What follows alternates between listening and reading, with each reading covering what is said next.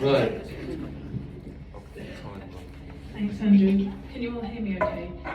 I am very loud, so if I'm too loud, tell me to quite loud. I'm obviously very nervous, so please go easy on me. I'm going to talk about my favourite subject. That's me. Thank you so much. This is my first time talking about ADHD, and I feel really honoured. So I'm going to share about my struggles, and hopefully my voice will stop shaking at some point. I'm used to talking. I was a medical rep for 15 years, so talking in front of a room of consultant anaesthetists about something that was totally unrelated to me was absolutely fine, but when all of a sudden it's personal, and it's quite scary. It's a lot scarier than I thought it would be. So I've written notes. I probably won't follow them at all. And if you want to talk to me about anything I talk about, grab me later and I'll happily go into more detail. But I am Bryony. I am 46 years old and I was diagnosed with ADHD. Oh God, I'm very emotional as well. I was diagnosed with ADHD last year. And it has been life-changing because all throughout my life, God, this is far more emotional than I thought it would be. I never felt like I fit in. I always felt less than. I felt like the oddball. I felt that I was never good enough. And the internal conflict and frustration of wanting to break through that invisible barrier to be like everybody else and be accepted and reach my potential, because I knew I could do better. I knew that this just wasn't me, but I just couldn't work out how. And last year, that all changed. I took a big decision I was a medical rep, very well paid, I was very good at it, but I never really fit in to working in a structured environment. I had some great managers who got the best out of me, and I was very successful at sales. I built great relationships with my clients. I'm not even looking at my notes now, here we go. And but when you're trying to fit into a corporate environment, I was always that square peg trying to fit into a round hole. I bet you've heard that before, you felt it. I'm sure I'm in amongst friends here, which is, you get it.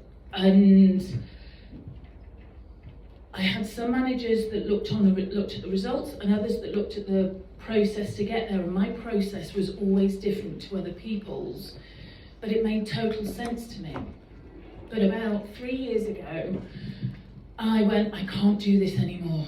I have been working for 20 years, and although I was very good at what I was doing, I wasn't feeling fulfilled. I thought, there is so much more for me to achieve in this life. I'm very much that we get one go on this earth, and it's for us, and we're here to make the most of what we do. I'm a homeowner with a mortgage, I'm single, a lot of pressure, and I'd run up a lot of debt because I like spending. That is one of the things, impulsive spending. We have low levels of dopamine naturally, so we chase it. I have been a successful bodybuilder,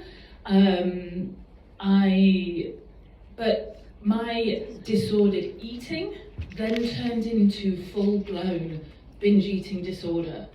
To the point where I went, something has got to give, and I quit bodybuilding, and I quit my job in the as a medical rep, not in that order, but it was really quite life-changing. I decided not to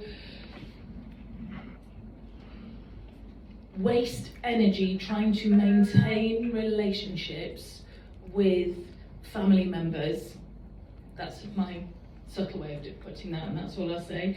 So there were some big changes, and then because internally I knew that there was something else, I quit my job. I went from a very well-paid job to no income whatsoever. I got myself in quite a difficult financial situation, and everybody said, "You're so brave," and I went, "No, I just couldn't do it anymore." I trained as a personal trainer, and I a successful business person. I still have to, but I work hard. My impulsive spending, you can't spend when you haven't got the money, so that's great. But I now help people as I'm proud, a very good health and nutrition and fitness coach. And I would say that 80% of my one-to-one personal training clients are neurodivergent. One, they always said, you just get it, Bryony, you just get me. Now I know why. Last year, one of my clients who has multiple conditions said, you've got ADHD. I went, no, not me.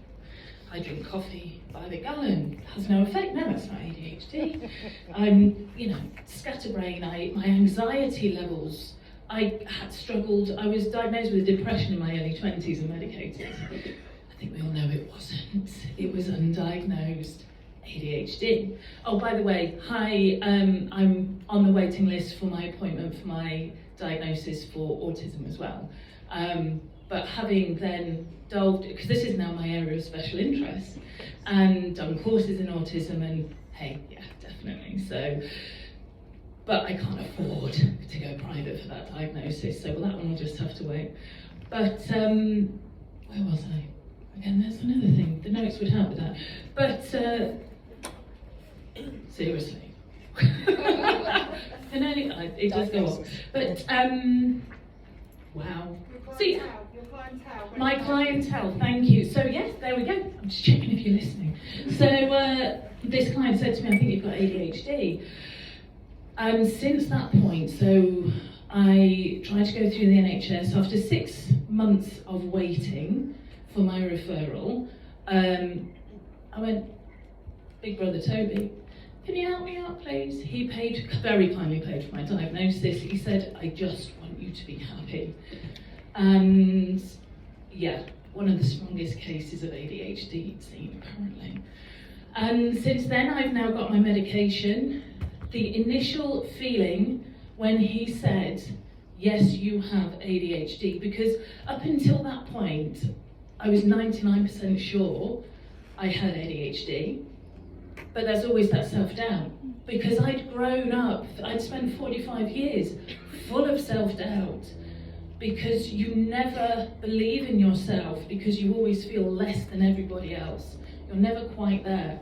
So when he said, yes, you have a very strong case of ADHD, I cried. I burst into tears because I was so relieved. There was a reason why I felt the way I felt. There's the reason why I behaved the way I behaved. And then that big black empty pit in my stomach that I was trying to soothe with food went. I have not binged since. And then of course I deep delved into it to understand all my behaviours, all my failed relationships, all those volatile arguments I had, all those emotional outbursts that I had because of that internal frustration that I didn't know how to express or understand. Now I understand it, and I understand myself, and I accept myself, and I'm not afraid to say that I am proud of myself and I love myself, because I've become the person that I want to be. And I am not perfect, but nobody is. And anybody who judges me because of a condition that is not my fault, shame on them. And my job, what I want to do, is not only help my clients who struggle with nutrition and health, but other people.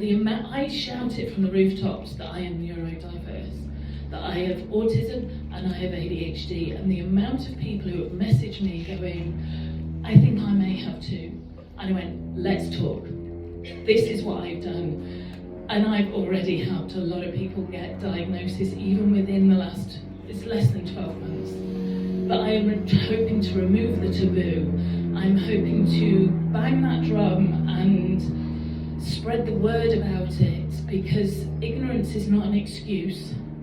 And I am not ashamed of having ADHD or autism, because I'm an incredible human being, and I am only just getting started, because yeah, there's so much more to give and so much more to do. And this is such an honour for me to be able to stand in front of you and have you guys looking at me and smiling, probably a little bit crying. I'm crying, but it's thank you for listening, and I hope this has been helpful to an insight. I haven't even scratched the surface. 10 minutes is not enough, but if you want to talk to me, grab me, and I'm happy to have a conversation with you. I'm going to hand over to Andrew or Genevieve, yeah. But thank you so much for listening.